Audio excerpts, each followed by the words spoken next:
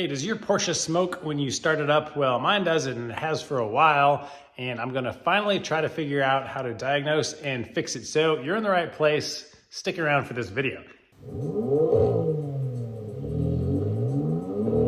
This is my 2006 Porsche Cayman S. It's a 987.1, and yes, these particular cars are known to have bore scoring issues, but I'm hoping that is not what the issue is. Now, I do currently have a check engine light on, and we are going to also figure out what that is. That just popped up today. So just a little history on the car. I've owned it about a year. It has 128,000 almost miles on it. It is my track car. It has been tracked a lot.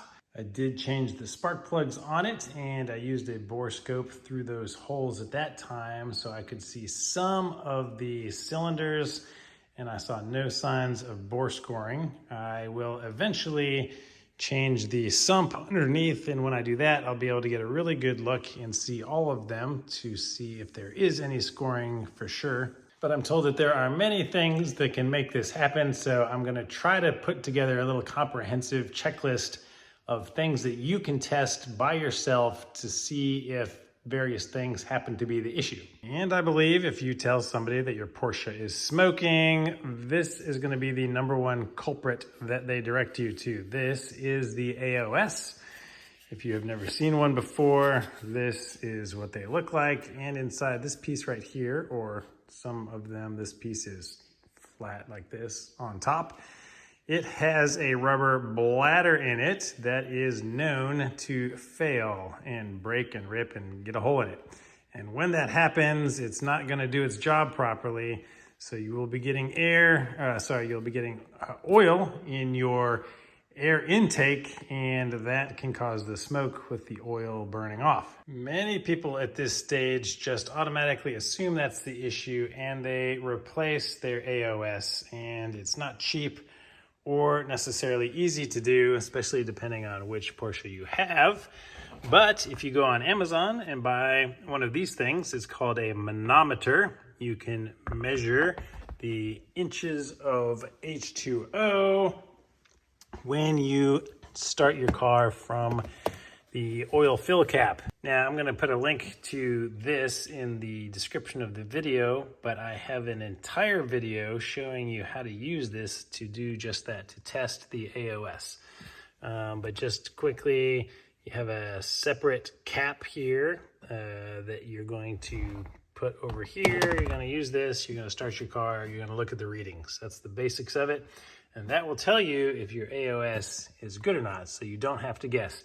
Now, one thing that I think I might have left out of my original video when I was doing this the first time is you have to make sure this is running before you start your car, and have this turned on, and either record this or have somebody watching it for you when you start your car to make sure it doesn't spike, because it could spike at the beginning, and then as it idles, it could lower back down to the value that it should be at, which is around -4. But that's just one thing to look out for. So I would call that step 1. Get a manometer, test your AOS. If that value reads much higher or lower than 4, then your AOS is bad and you can replace it, and that might solve your problem. But the reason that my AOS is in my hand is because I installed the ultimate AOS to replace this.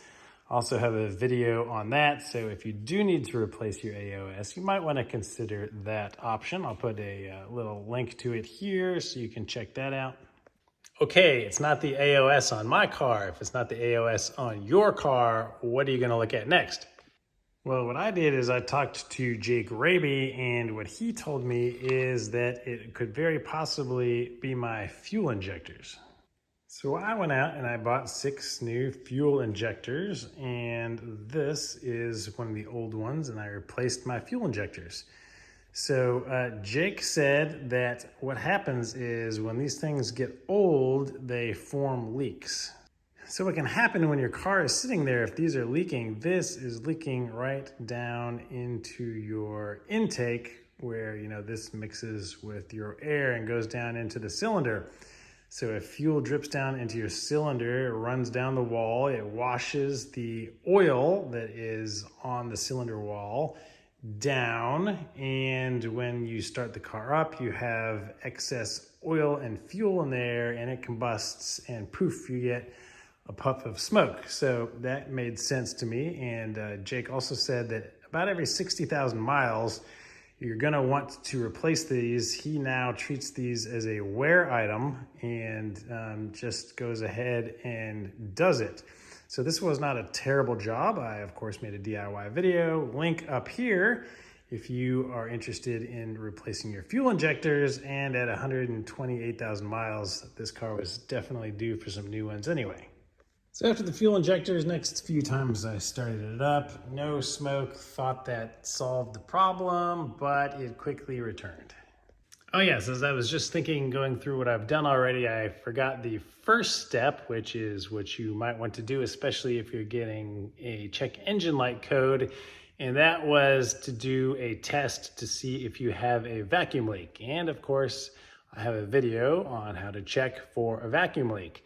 Now, I did that check, and turns out I had a really big vacuum leak where I did not reattach the little rubber collar that goes on the plenum there. So that has now been addressed, and I still got that check engine light. If you do have a vacuum leak, that can cause it to smoke, because what can happen is it's gonna add more fuel than is necessary because of the extra air that's getting in that's not being read by your mass airflow sensor. So your mixture is gonna be off, not what it should be, and that can cause it to smoke. All right, so that's the exact stage I'm at right now, and I am about to check my fuel trims. And of course, I'm gonna make a video on that right now on how to check your fuel trims, either using a P-Wiz or a Durametric. My buddy Skip, who actually makes the Ultimate AOS, I was talking to him the other day, and he was showing me how to do it. So I have a little bit of experience with it, but I'm gonna go check that stuff on here right now. So by the time you guys are watching this video, there'll be a link right up here on how to check your fuel trims.